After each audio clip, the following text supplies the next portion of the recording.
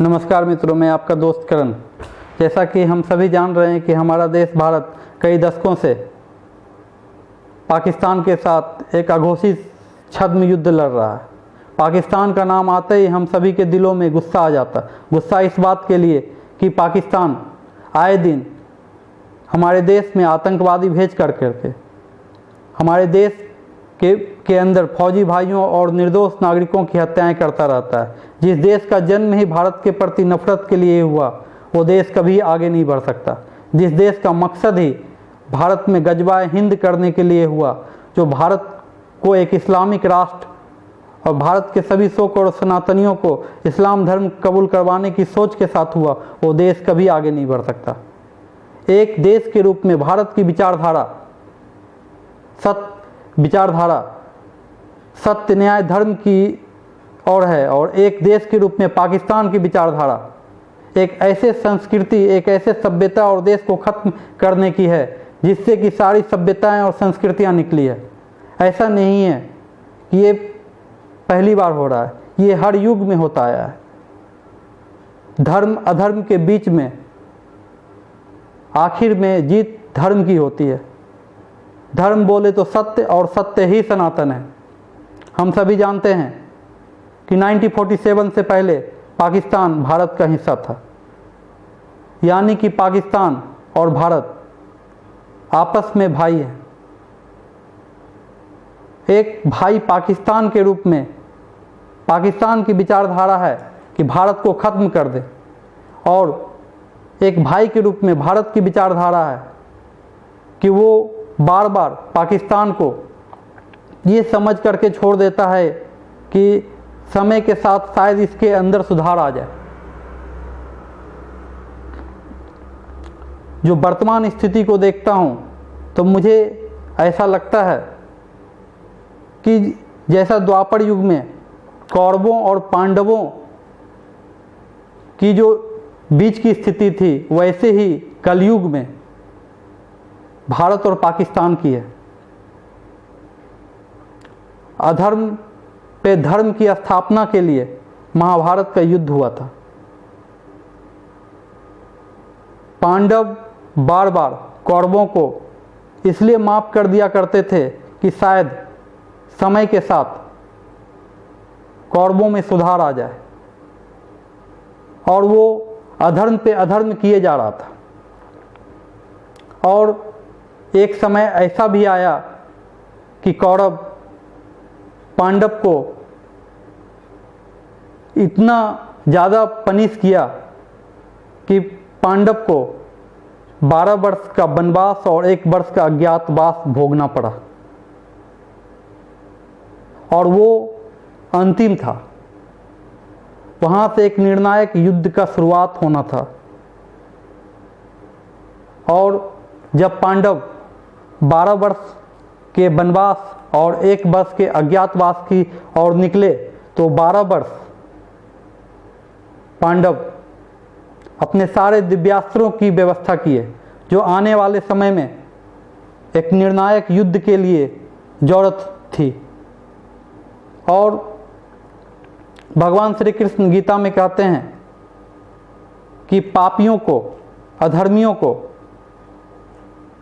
एक निश्चित समय के लिए ही माफ किया जा सकता है, और अगर उसको उचित समय पे पनिश नहीं किया गया, दंड नहीं दिया गया,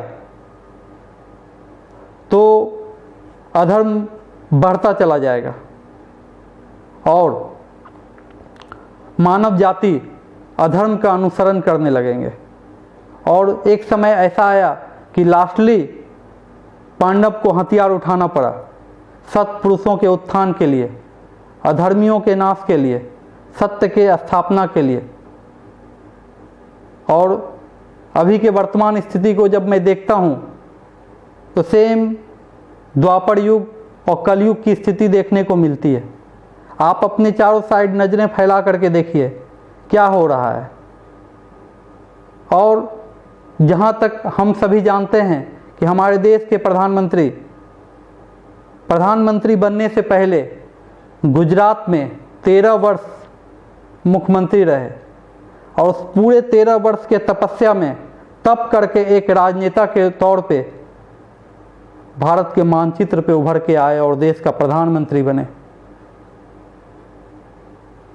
और इस पूरे 6 साल 2014 से 2020 के समय काल को देखें तो ये 6 साल का जो समय काल था, इसमें वो सारे मौके दिए पाकिस्तान को सुधरने का, पर एक निश्चित समय तक ही माफ किया जा सकता है। अब दंड की जरूरत है।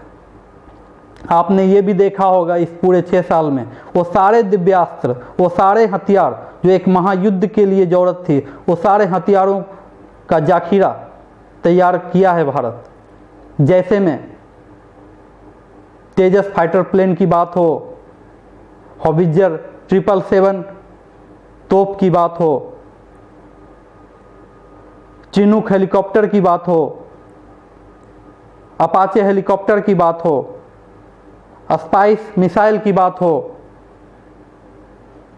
राफेल की बात हो, S-400 की बात हो, 103 असॉल्ट राइफल की बात हो, ऐसे तमाम हथियार जो एक महायुद्ध में एक निर्णायक भूमिका अदा करेंगे, वो सारे हथियार एक एक करके जुटाए गए। और अभी के वर्तमान स्थिति को देख के ऐसा लगता है कि वो समय बहुत नज़दीक आ चुका है।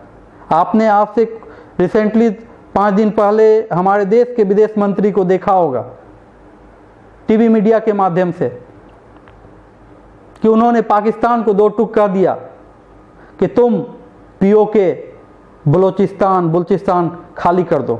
और उसके 2 दिन के बाद POK बलूचिस्तान और बलूचिस्तान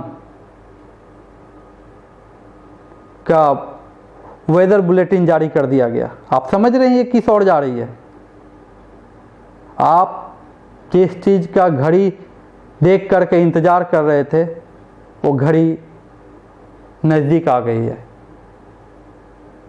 इंतज़ार कीजिए धर्म की स्थापना के लिए, एक महायुद्ध का, एक महाभारत का। वो समय बहुत जल्द आ रहा है। जितना मैं मेमोरी को पढ़ता हूँ देश के प्रधानमंत्री का, इंतज़ार कीजिए उस घड़ी का जो इस अधर्मियों को नाश किया जा सके और धर्म की स्थापना की जा सके।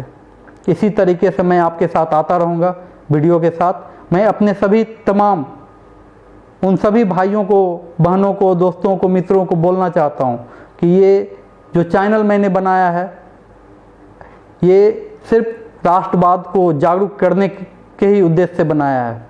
इसलिए जो भी मेरे मित्र, मेरे भाई, मेरे दोस्त इसको सब्सक्राइब नहीं किए हैं, इसको सब्सक्राइब कर लें और बेल आइकन दबा लें। इसी तरीके से मैं आपके साथ वीडियो के माध्यम से आता रहूँगा। हर एक चीज़ को बारीकी से एनालाइज करके आता हूँ ताकि आने वाले समय में क्या होने वाला वो मैं आपको बताता रहूँ। जय हिंद, जय भारत। चैनल का नाम है करण भाई भारत की आवाज़। करण भाई भारत की आवाज़।